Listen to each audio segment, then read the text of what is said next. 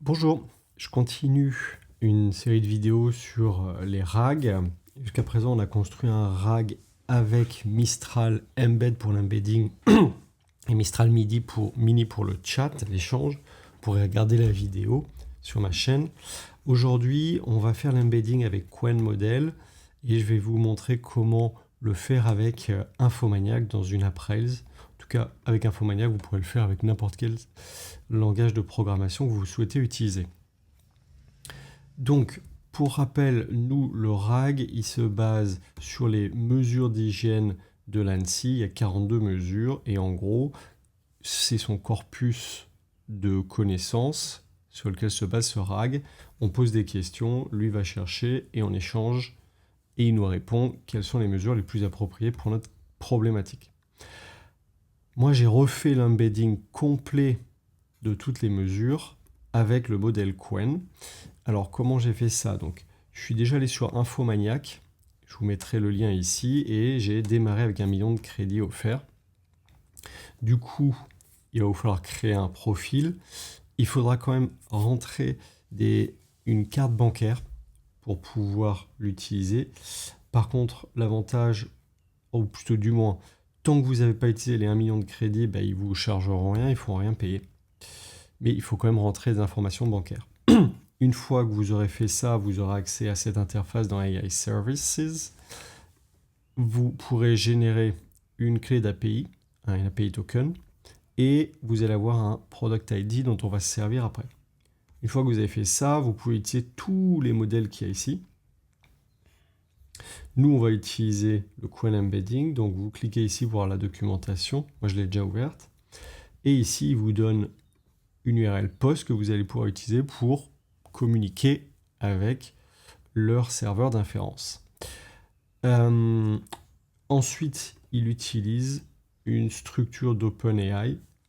Donc, nous, ça nous arrange bien puisque juste avec cette URL, moi, j'utilise une app Rails et comme j'ai Ruby LLM, il me suffit de lui donner ma clé d'API, l'URL de mon serveur et ensuite, Ruby LLM va à peu près tout faire. Dans mon code, tout le code ici, on l'a vu dans une vidéo précédente, mais juste pour la partie embedding, du coup, si je lui passe une variable d'environnement embedding provider et que je dis Infomaniac, eh bien, il va utiliser Qwen.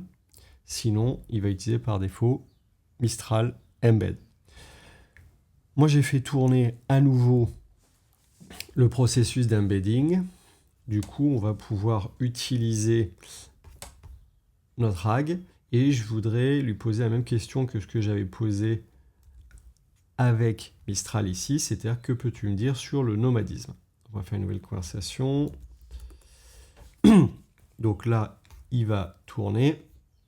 Et encore une fois, ici, c'est avec l'embedding de Qwen versus ici, c'est avec l'embedding de Mistral.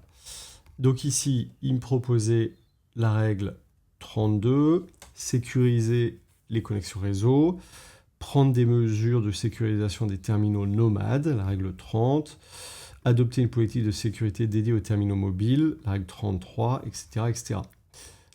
Lui, 30 et 31, mettre à jour les logiciels, oui, c'est vrai.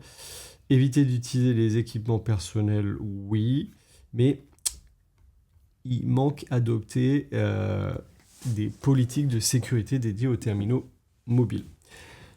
Donc, visiblement, potentiellement, juste en changeant le modèle d'embedding, la qualité est plus vraiment la même. Dans une vidéo précédente, j'avais parlé de comment mettre en place des tests pour s'assurer que lorsqu'on change le code ou qu'on change le modèle d'embedding, eh bien, on n'a pas une dégradation des performances. Ici, typiquement, les tests passent plus. Donc, l'idée, c'était quoi? C'était par exemple avec cette question, quelles sont les mesures du guide en lien avec les mots de passe?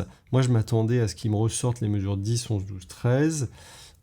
Après avoir refait l'embedding avec Qwen, il me propose des mesures 10, 11, 12. Donc là, c'est à peu près les mêmes. Et la mesure 2. Okay.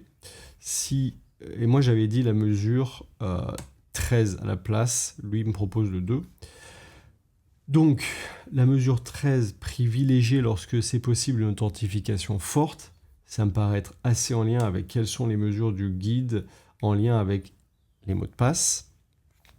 Lui, depuis qu'on a fait l'embedding avec Qwen, il propose la mesure 2, sensibiliser les utilisateurs aux bonnes pratiques élémentaires de sécurité informatique.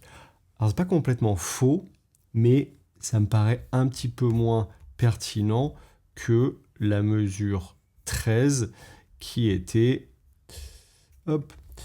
privilégiée lorsque c'est possible une authentification forte. Du coup, qu'est-ce qu'on voit ici? Eh bien, quand on change de modèle, quand on passe d'un modèle à un autre, donc là dans notre cas on utilise Qwen, ça fait un embedding qui est différent. On n'a pas les mêmes résultats. Ça ne veut pas forcément dire que c'est pas bon ou que le modèle est pas bon, mais ça veut potentiellement dire que le code qu'on a fait s'adapte pas complètement au nouveau modèle qu'on veut tester. Donc c'est intéressant, on pourrait en tester, il faut en tester encore d'autres pour trouver celui qui va le mieux. Ce qu'on peut peut-être se dire, c'est que Mistral Embed, c'est un modèle français, donc potentiellement il s'adapte un peu mieux à la langue française.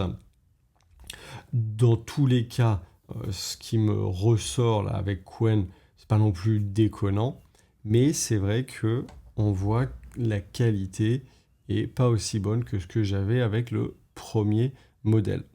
Conclusion, tester des modèles, utiliser justement les tokens disponibles ici pour essayer d'autres modèles et puis adapter votre code au nouveau modèle afin de récupérer la plus grande précision possible.